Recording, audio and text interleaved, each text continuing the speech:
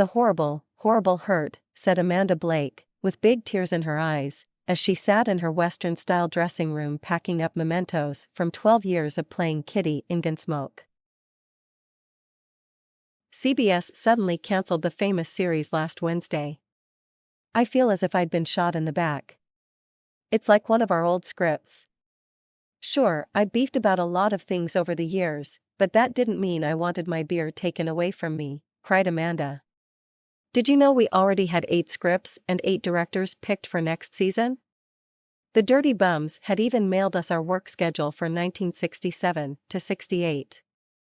When Jim Arness heard about it, he thought it was a joke. They really dropped a bomb in our laps, Amanda went on. Meanwhile, back in New York, where the decision to drop Gunsmoke from next season's schedule was made, one of the vice presidents in charge said it felt that program fatigue was setting in with the veteran series, and it was decided there was no point in waiting for it to expire of its own weariness.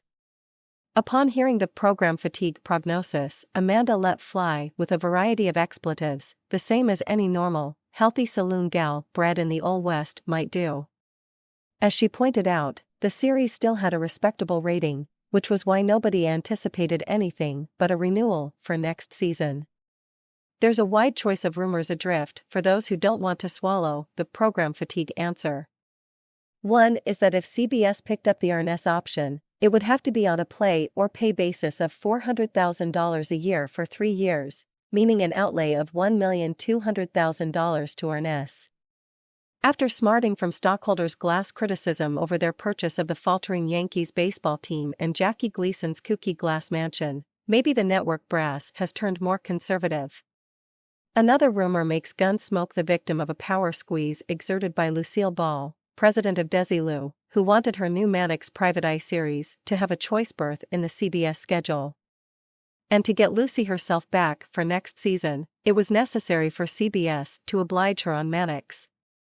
Perhaps, if either or both are true, these could have been contributing factors to the cancellation decision. Also, the fact that Arness was completely uncooperative the past few years when it came to press interviews or other plans CBS had for involving him in exploiting Gunsmoke might have had its influence.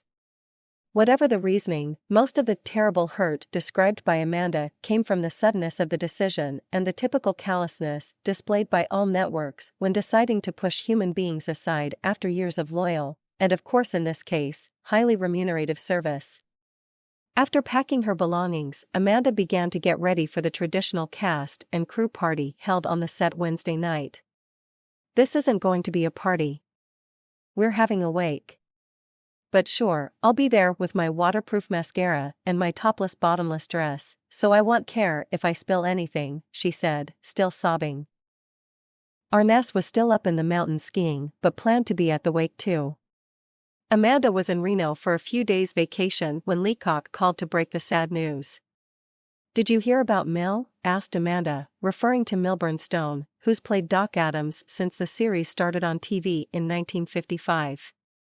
He picked up and went to Lake Mead to fish, after he heard, and he told me today he didn't even catch a fish. Invitations to the end of shooting party also went to writer John Meston and producer Norman MacDonald, who created Gunsmoke but haven't been with it for the past few years, and to Dennis Weaver, who limped away from the series 4 years ago as Chester. Although he hasn't been too active lately, Dennis at least has something to celebrate. He stars in a new series bought by CBS for next season. Gentle Ben is the name of it.